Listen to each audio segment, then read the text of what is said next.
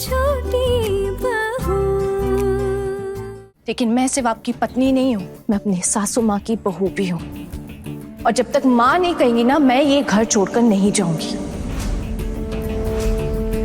माँ, अब आप बताइए, आप क्या करना चाहती है?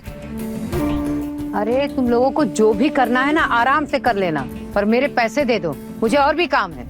बस कीजिए गिरवी मौसी, बार बार एक ही बात क्यों बोले जा रही हैं आप? जैसे आपने आना को अपने पैसे दिए थे वैसे ही आपको अपने पैसे मिल भी जाएंगे। अभी के लिए फिलहाल आप हमें छोड़ दीजिए और अपने घर जाइए प्लीज। अपने घर जाऊं? क्या मतलब? मेरे पैसे नहीं मिलेंगे आज? देखिए गिरवी मौसी, आपने आना से क्या कहा था? आपने उसे बोला था कि आप 7 दिन तक इंतजार करेंगी और तब भी आपको पैसे नहीं मिले तो आप आएंगे घर पे पैसे वसूल करने। लेकिन अभी तो गिरवी मौसी एक दिन भी पूरा नहीं हुआ है और आप है कि घर मुंह उठा के चली आई हमारे। देखिए गिरवी मौसी, गलत बात, आपके व्यापार के भी तो कुछ उसूल होते होंगे ना। और वैसे एक बात तो ये है, जो आप ये धंधा कर रही है ना ब्याज पे पैसे देने का, ये इल्लीगल है। मैं अगर अभी चाहूं ना तो पुलिस को जाके कंप्लेंट कर सकता हूं आपके खिलाफ। वो पुलिस आएगी और आपको उठा के लेके जाएगी। बताइए, क्या आप चाहती हैं कि मैं ऐसा कुछ करूं? इसीलिए कहते हैं किसी का भला नहीं करना चाहिए। ठीक है, अभी जाती हूँ मैं, लेकिन मेरे पैसे मिल जाने चाहिए, याद रहे। गिरवी मासी, अगर मैं मर भी गई ना तो भी मैं आपके पैसों की व्यवस्था करके जाऊंगी ताकि आपको आपके पैसे मिल जाए। अब आप जा सकती हैं। अरे गिरी भाभी, चाय तो पीती जाइए आप। तुम्हारे घर में ये सब जो चल रहा है मुझे तो डर लग रहा है, कहीं तुम लोगों की ये छोटी बहू मुझे चाय में कुछ मिलाकर पिला ना दे। मैं निकलती हूँ बाबा, मुझे और भी घरों में वसूली के लिए जाना है। अरे कैसे कैसे लोग हैं यहाँ, भलाई का तो जमाना ही नहीं है। एक तो पैसे दो, ऊपर से पुलिस की धमकी भी देते हैं।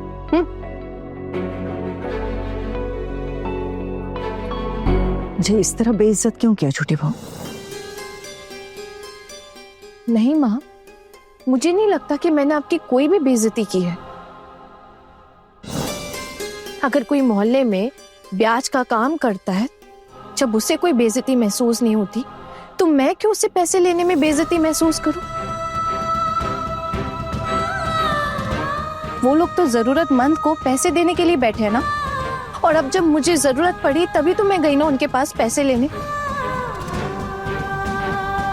वापस लौटा भी दूंगी उन्हें।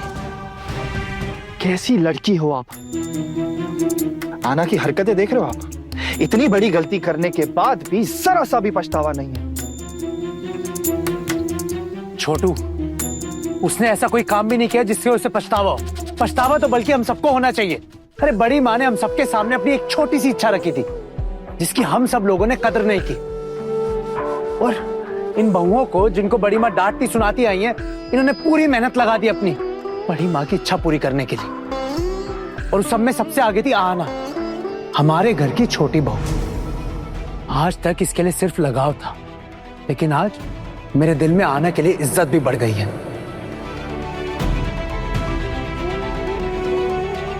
तुमसे जो बन पाया तुमने किया, तुमने कुछ गलत नहीं किया, बिल्कुल सही किया।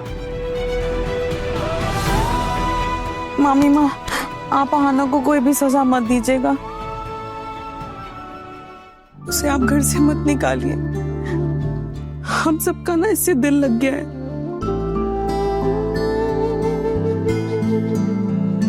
और आपका भी लग गया है ना, हमें सब पता है मामी माँ।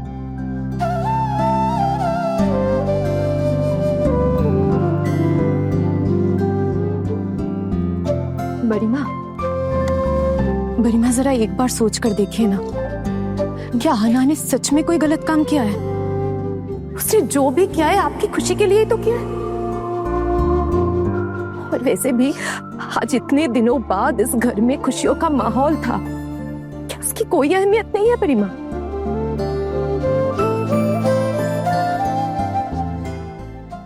मामी माँ, मुझे इतने साल हो गए इस घर में, लेकिन इतनी खुशी मुझे कभी नहीं मिली जैसे कल मिली। जानती है क्यों? क्योंकि अपने घर में इतनी बड़ी पूजा मैं कर पाई, हम सब कर पाए। और जानती है किसकी वजह से? उसकी वजह आना थी। आना ने सब किया मामी माँ। आप बताइए, इसके बाद भी अगर आप इसको भेज देंगे तो उसके साथ तो ये बहुत गलत होगा ना। उसे मत जाने दीजिए।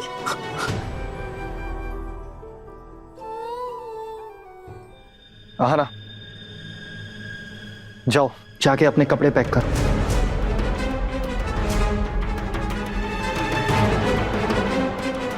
और ऐसा मत सोचना कि माँ कुछ अलग कहेंगी। मैं जो चाहता हूं माँ भी वही चाहेंगी।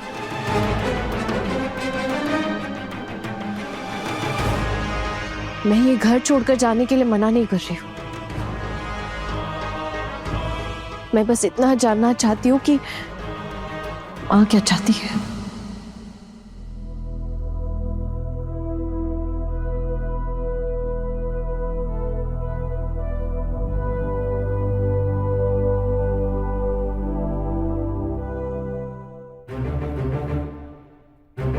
आज मुझे इस बात का भरोसा है कि मेरे जाने के बाद मेरा घर परिवार रुकेगा नहीं।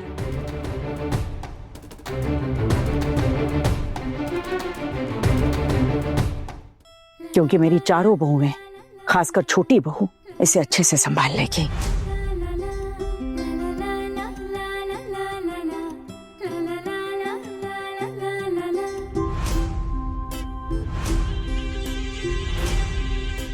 मुझे आज तक इसी बात का डर था कि मेरे जाने के बाद इस घर का क्या होगा।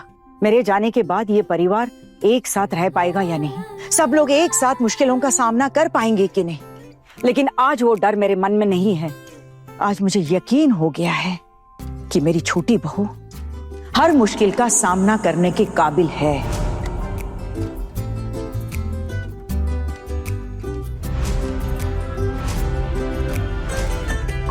मैं आज इसे जी भर कर आशीर्वाद देती कि ये अपनी जिंदगी में बहुत तरक्की करे।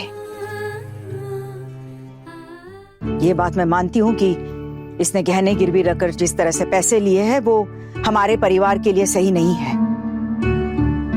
मैं जानती थी चारों बहुओं के लिए पूजा का इतना बड़ा इंतजाम करना आसान बात नहीं थी, लेकिन ये जिम्मेदारी देकर मैं इनकी परीक्षा ले रही थी। मैं देखना चाहती थी कि इस घर में मेरी इच्छा पूरी करने के लिए कौन अपनी जान लगा देता है।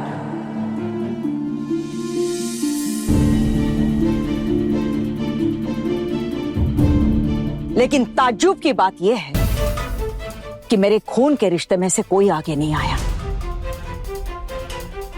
मेरी इच्छा पूरी करने के लिए किसी ने जी जान नहीं लगाई। मेरी चारों बहुओं ने, जिनके साथ मेरा कभी कोई रिश्ता नहीं रहा इस घर में आने से पहले, वो आगे आई मेरी इच्छा पूरी करने के लिए। और सबसे आगे थी मेरी छोटी बहू। अब ये देख मेरे दिल को बहुत शांति मिली है।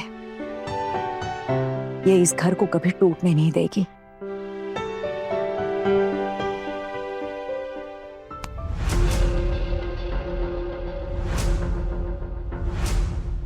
तुम अपने प्यार से इसे हमेशा बांध कर रखना, संजो कर रखना। आज तुम लोग भी एक बात याद रखना कि मेरे गुस्से में भी अपनापन है तुम लोगों के लिए।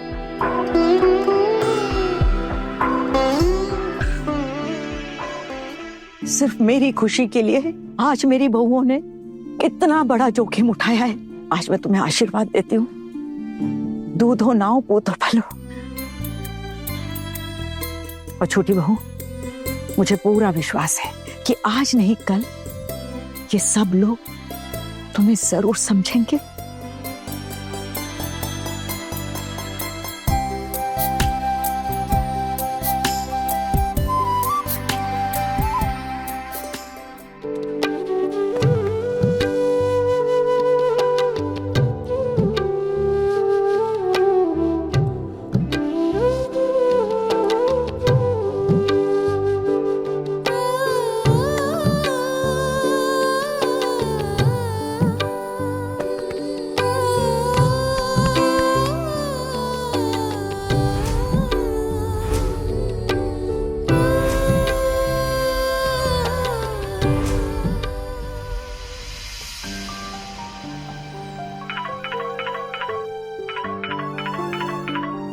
क्यों रे, किसका फोन है? देखती हूँ माँ।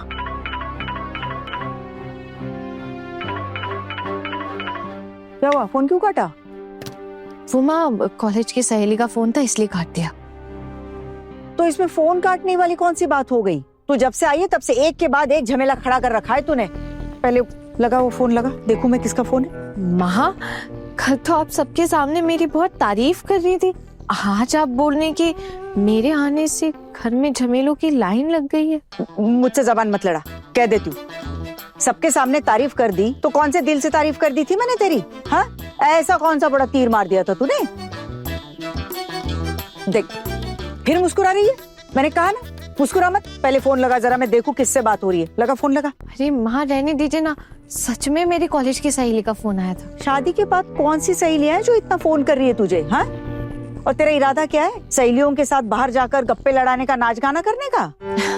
नहीं माँ, मेरा ऐसा कोई भी इरादा नहीं है, इसलिए तो फोन काट दिया। झूठ मत बोल, मुझे पता है अगर मैं तेरे सामने नहीं होती ना तो तू जरूर फोन पे बात करती। माँ आप मेरे लिए घर में सबके खिलाफ हो गई थी। जो लोग इतने सालों से आपके साथ रहते हैं ना इस घर में, वो लोग आज आपको गलत मानते, सिर्फ और सिर्फ मेरी वजह से। तो मैं क्या आपके लिए इतना भी नहीं कर सकती हूँ क्या? मैं किसी सहेली के यहाँ नहीं जाऊंगी माँ, और ना ही कहीं डांस करने जाऊंगी, पक्का। मुझे ना ये मीठी मीठी बातें नहीं चाहिए तेरी, समझी? और तेरी ये जो चिकनी चुपड़ी बातें है ना, ये मुझे हजम नहीं होती, समझी? और मैंने तेरे लिए कुछ नहीं किया, मुझे जो सही लगा वही किया। और अगर किसी दिन गलत बात करेगी ना तो वो भी मैं बोल के दिखाऊंगी, याद रखना।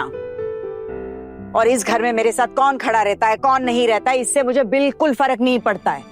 और वैसे भी इस गृहस्थी के लिए मैंने बहुत कुछ किया है, अपना सब कुछ उजाड़ कर रख दिया है, समझी? और उसके बाद भी अगर मेरी बातों को कोई दबाने की कोशिश करेगा ना तो उसे छोड़ूंगी नहीं मैं। वो सब छोड़, तू पहले वो फोन कर जिस नंबर से फोन आया था, कर, मेरे सामने कर। ठीक है माँ, करती हूँ।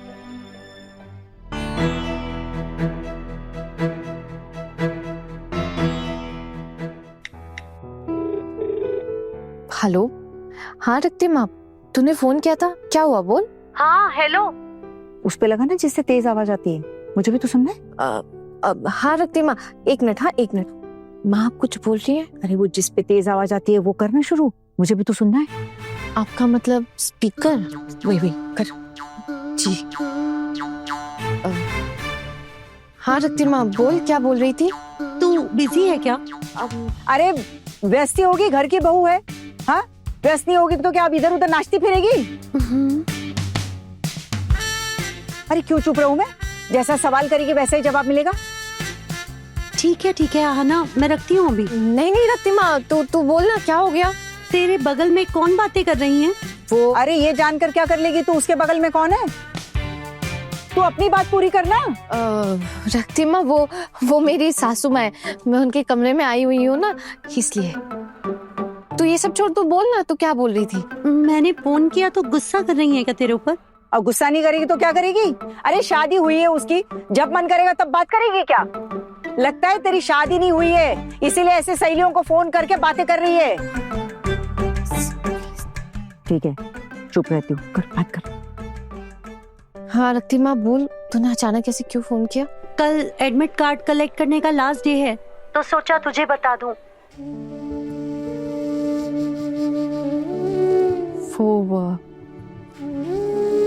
मैं एग्जाम नहीं देने वाली हूँ। क्या? तू इतनी दूर तक पढ़ाई करके अब फाइनल एग्जाम नहीं देगी? हाँ, छोड़ना ये सारी बातें, अब ये सब पॉसिबल नहीं है। कम ऑन आहाना, तू इतनी ब्रिलियंट है पढ़ाई में, तो डिग्री खत्म नहीं करेगी, ये सोचकर भी इतना बुरा लग रहा है। दो बातें करने की इजाजत क्या दे दी? लगी अपनी सहेली का घर तोड़ने। चल रख फोन, बहुत बातें हो गई तुम लोगों की। अब रक्तिमा, मैं भी फोन रखती हूँ, हाँ मुझे थोड़ा घर का काम है। जैसी तेरी मर्जी, मेरी रिस्पॉन्सिबिलिटी थी तुझे इन्फॉर्म करना, तो मैंने कर दिया, आगे तू जाने। लेकिन हाँ, तू एग्जाम ना देकर बहुत बड़ी गलती कर रही है। कल दोपहर 12 बजे से शाम 4 बजे तक एडमिट कार्ड कलेक्ट करने का टाइम है। मैंने कहा ना, मैं कोई एग्जाम नहीं देने वाली हूँ। वैसे भी अब मेरी शादी हो गई है, और शादी के बाद कहाँ ये सब पॉसिबल है। गृहस्थी के इतने सारे काम होते हैं, और मुझे नहीं लगता कि मैं अब आगे की पढ़ाई करने के लायक हूँ। तू ये क्या बोल रही है? हमारी क्लास की टॉपर है तू, हाँ ना? मुझे तो अपने कानों पर भरोसा ही नहीं हो रहा है। जो लड़की अपने पैरों पर खड़ा होना चाहती थी, कुछ बड़ा करना चाहती थी, वो अब रखती माँ, मैं बाद में फोन करती हूँ, मुझे ना थोड़ा काम है। ठीक है, बाय। बस यही सुनने का रह गया था। पढ़ लिख कर अब अपने पैरों पे खड़ा होना है साहबजादी को, है? कौन है रे ये सहेलियां तेरी जो तेरा दिमाग खराब करती रहती है फोन करके? आइंदा इनसे फोन पे बात मत करना, फोन नहीं उठाना इनका। ठीक है माँ, अब से किसी भी सहेली का फोन नहीं रिसीव करूंगी। वैसे इतनी दर्द भरी आवाज क्यों निकल रही है तेरी? नहीं माँ, दर्द किस बात का? देखो शक्ल तो ऐसी बनाई है जैसे कोई जान निकाल कर ले जा रहा है। वो असल में माँ, मेरे बाबा ने मुझे इतना पढ़ाया लिखाया था, इसलिए उनका सपना था कि मैं बीए में पास करके नौकरी करूं। क्या कर लेगी तू? हाँ, पंख निकल आएंगे तेरे? हाँ, उड़ने लगेगी बीए में करके? इन सब का तो नहीं पता माँ, लेकिन इतना जरूर जानती हूँ कि शिक्षा वो रोशनी है जो हर अंधेरे को दूर कर सकती है। छोड़िए, जाने दीजिए ये सब। मेरे पापा तो रहे नहीं, अब उनके सपने का भी क्या ही फायदा। मैं ना अभी अच्छे से अपनी गृहस्थी संभालना चाहती हूँ, और जब मैंने आपसे वादा किया कि मैं एग्जाम नहीं दूंगी, तो आप निश्चिंत हो जाइए माँ, मैं अपना वादा नहीं तोड़ूंगी। देखना, अपने वादे पर डट के रहना, समझी? ऐसे एक बात बता, मेरे छोटू के कान तो नहीं भरे परीक्षा देने के लिए? सच बताऊं माँ, तो मेरी एक दो बार उनसे इस बारे में बातें हुई है, लेकिन अब आगे से मैं इस बारे में कोई भी बात नहीं करने वाली उनसे। क्यों रे? ऐसा क्या हो गया कि तू छोटू से बात नहीं करेगी परीक्षा को लेकर? माँ, जब आप लोग मुझे देखने आए थे ना, तभी मेरी उनसे इन सब बारे में बातें हो गई थी। मेरी जिद करने पर उन्होंने हाँ भी बोल दिया था मुझे। ठीक ही समझी थी मैं तुझे, बहुत अच्छी तरह समझती हूँ मैं तुम जैसी लड़कियों को। तुम जैसी लड़कियों को मतलब यही कि असावधान, लापरवाह और मुंह फट, और बात बात पर हिम्मत छाड़ने वाली। खैर छोड़, बहुत सही किया तूने अपनी सहेली को मना करके, और परीक्षा देने से वैसे भी क्या फायदा होने वाला है। तू अपनी घर गृहस्थी मन लगाकर संभाल, जो बोएगी वैसा ही फल पाएगी। वही करने की कोशिश कर रही हूँ माँ। वैसे मुंह तो ऐसे बनाए जैसे दूध पीती बच्ची है, हा? कुछ जानती ही नहीं। ये भोले भाले बनने का नाटक मेरे सामने मत कर, समझी? एक बात बता, परीक्षा देने के लिए वो जो एडमिट कार्ड क्या बोल रही थी ना, वो तो ये एडमिट कार्ड लेने के लिए कुछ लेकर जाना पड़ता है क्या साथ में? आपका मतलब एडमिट कार्ड है माँ? ज्ञान मत दे, वही वही जाना पड़ता है। जी माँ, वो कॉलेज का आईडी कार्ड लगता है एडमिट कार्ड लेने के लिए, मतलब परिचय पत्र। अच्छा, तो ये जो तेरा परिचय पत्र है ये तेरे पास ही है? हाँ, वो लाकर मुझे जमा कर। माँ, क्यों? आपको मेरे पर भरोसा नहीं है क्या? जी मोहतरमा, मुझे तुझ पर रत्ती भर भी भरोसा नहीं है। अरे जो लड़की मेरी आंखों में धूल झोंक कर मोहल्ले की औरत से ब्याज पर पैसे ला सकती है, वो कुछ भी कर सकती है। इस बात का तो पूरा भरोसा है कि अगर वो परिचय पत्र तेरे पास रहा तो तू कॉलेज जरूर जाएगी वो लेने के लिए। और वो जो तेरी तीनों संगी साथी है ना, वो बैठी है तेरी मदद करने के लिए। तुम लोगों को बहुत अच्छे से समझ चुकी हूँ मैं अब। माँ, लेकिन मैंने तो वादा भी किया है ना कि मैं एग्जाम नहीं दूंगी। जब तक वो परिचय पत्र मेरे हाथों में नहीं लाकर देती तब तक मुझे चैन नहीं मिलेगा, और जब वो मेरे हाथों में आएगा तब मुझे पक्का भरोसा होगा कि तू लेने नहीं जाएगी वो तेरा एडमिट कार्ड। बहुत अच्छे से समझ गई हूँ तुझे। नजर हटी और दुर्घटना घटी। जा जाकर लेकर आ। ला इधर। देकर आती।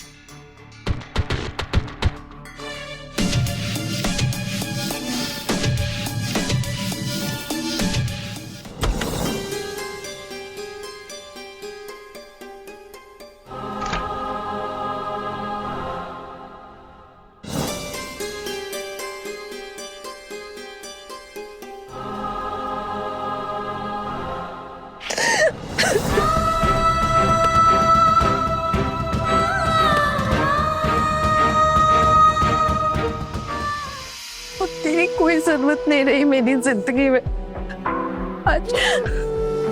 आज मेरा एक मकसद खत्म हो गया जिंदगी में। बाबा का ख्वाब टूट कर बिखर गया।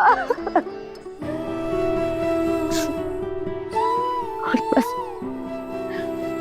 अब एक ही मकसद रह गया, दिन भर इस गृहस्थी को संभालना, सबके लिए खाना बनाना, साफ सफाई करना, घर वालों की बातें मानकर चलना, और जो भी बेइज्जती हो ना चुपचाप सह लेना, कुछ भी नहीं बोलना। अब यही तेरी जिंदगी आना से, और तुझे खुद भी कबूल कर लेना चाहिए कि तेरी जिंदगी में अब शिक्षा की शायद कोई अहमियत नहीं।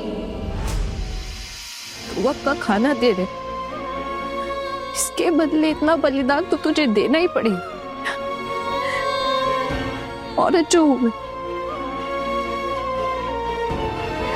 राधा कृष्ण, हो सके ना तो फिर किसी आना के साथ ऐसा मत करना, बस इसका ख्याल रखना।